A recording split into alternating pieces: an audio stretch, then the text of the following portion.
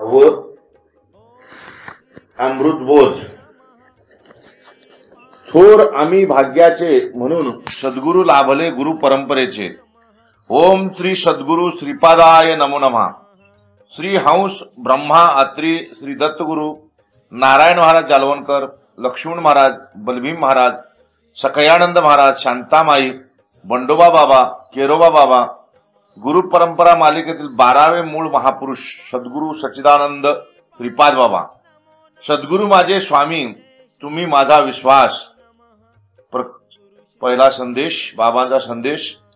सद्गुरु देश कालातीत, शब्दातीत, इंद्रियातीत आहेत। सद्गुरु गुणातीत, ज्ञानातीत आहेत। सद्गुरु कर्मातीत, भावातीत आहेत।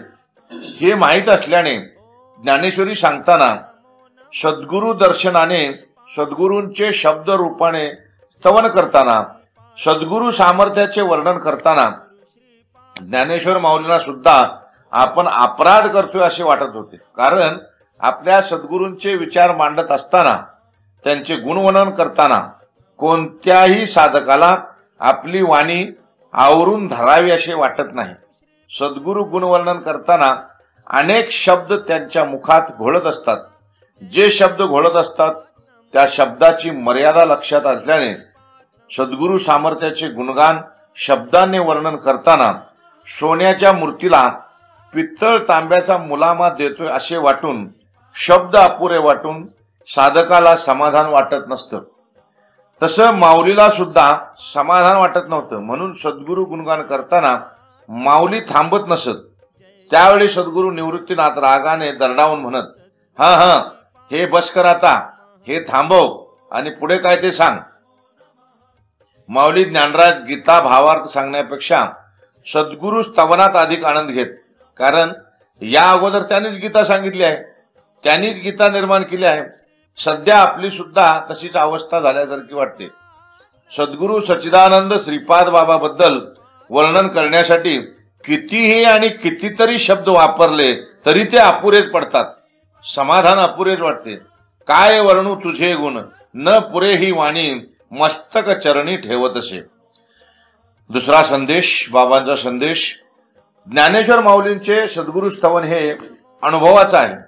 त्यांच्या सद्गुरु स्तवनात निश्चितता आणि आत्मविश्वास आहे। ते म्हणतात, सद्गुरु कृपेने तरलो, मी आनंदित आहे, कारण सद्गुरूच माझा योगक्षम चालवतात, तेच माझी सर्व इच्छा पूर्ण करतात। माऊली सद्गुरु कृपेच्या अनुभवातून सद्गुरु स्तवन करतात। सद्गुरु स्तवन करणे ही संत परंपरा आहे।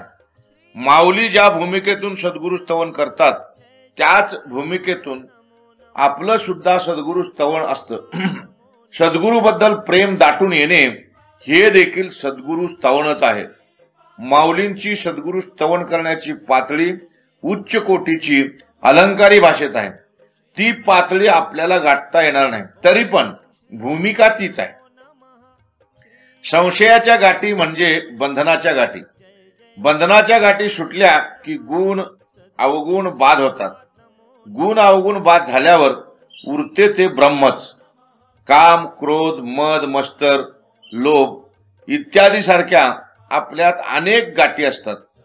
सद्गुरु मुखातून बाहेर पडणाऱ्या महावाक्याच्या श्रवणाने गाठींची उकल होते। काही गाठी बंधनात टाकतात तर काही गाठी मुक्त करतात। काही गाठी उकलायच्या असतात तर काही गाठी बांधायच्या असतात। ऐसा लाभ बांधा गाठी, होय संसाराची तुटी। ऐसा लाभ बांधा गाठी, या ठिकाणी सुद्धा गाठ आहे, ती बांधायची आहे। ती गाठ संसार बंधनातून मुक्त करते। गुणाचा आश्रय घेऊन अवगुण लपलेले असतात, त्यासाठी सत्संगाची गाठ बांधून घ्या। कारण सत्संगात सद्गुरु सूत्राचा विशद करत असतात, तेव्हा गुणात लपून बसलेले अवगुण सुद्धा निघून जातात। संस्कृत श्लोक ही सूत्र आहेत। संस्कृत श्लोकाचा किंवा पूर्वीच्या संतांनी वापरलेल्या शब्दांचा विस्तार करून यथार्थ अर्थ समजावून सांगून संत संशयांच्या गाठी फोडतात। त्यामुळे खलविद ब्रह्म असलेल्याचा साधकाला अनुभव यायला लागतो. सद्गुरु बोध सुद्धा ब्रह्मसूत्रच आहे. सूत्राचा विस्तार म्हणजे विशद शब्दाने कळत नसतो, तेव्हा संत क्रियेने विशद करतात. सूत्राचा अर्थ कळाला तरच साधकाला अनुभव असल्याची खात्री पटते. अनुभव असतो पण अनुभवाची जाणीव नसते. पूर्वीच्या महात्म्याने आपला अनुभव संस्कृत सूत्र रूपाने सांगितलेला आहे. संस्कृत सूत्र श्लोकाचा विस्तार आपल्याला होत नाही म्हणून देव कळत नाही. ब्रह्मसूत्राचा विस्तार साध्या बोली भाषेत संत करत असतात म्हणून देव कळतो. काही वेळा सूत्राचा विस्तार शब्दाने कळत नाही, त्यावेळी संत क्रिया करून दाखवतात. संतांचे आचरण हे सूत्राचा विशदच म्हणजे विस्तारच असतो. सूत्राचा विशद दोन प्रकारे असतो, एक आचरण पद्धत व दुसरी लीला पद्धत. गुणसंपन्न होण्यासाठी आचरण करतात व दोष निवृत्तीसाठी लीला करतात. तसं पाहायला गेलं तर संतांना आचरण किंवा लीला करण्याची गरज नसते. तरी पण ब्रह्मसूत्राचा अर्थ स्पष्ट होऊन ज्ञान होण्यासाठी आचरण किंवा लीला पद्धत वापरतात. काही वेळा आपला अपमान होईल, अब्रू जाईल, आपला छळ होईल असे सुद्धा आचरण करतात. त्या आचरणाचे फळ भोगायला आले तर आपण कसे राहायचे हे क्रिया करून दाखवतात. सद्गुरु शब्द प्रयोग आणि क्रियाप्रयोग करून तत्वाची जाणीव करून देतात. जाणीव होणे हीच प्राप्ती आहे. तुम्हीच ईश्वर आहात याची जाणीव होणे हीच ईश्वर प्राप्ती आहे. चांगदेवात दोष निर्माण झाला होता, त्याच्या दोष निवृत्तीसाठी भिंत चालवण्याची लीला केली. पैठणमधील पंडितात दोष निर्माण झाला होता, आचरणाने किंवा शब्दाने तो जात नव्हता म्हणून रेड्यामुखी वेद बनवून लीला करून दाखवली. तेव्हा त्यांच्यातील दोषांचं हरण झालं म्हणून ते माऊलींना शरण आले.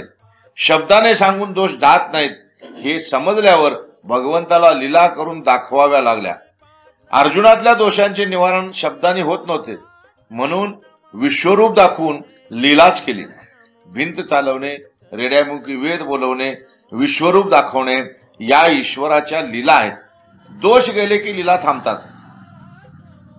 तुम्ही अत्यंत चतुर आणि बुद्धिमान आहात म्हणून केवळ शब्दाने तुमच्यातले दोष निघून चाललेत, त्यामुळे तुम्हाला लीला करून दाखवायची गरज नाही. संतांच्या वाणीवर तुमचा विश्वास आहे, हेच तुमचे चातुर्य आणि हीच तुमची बुद्धिमत्ता आहे.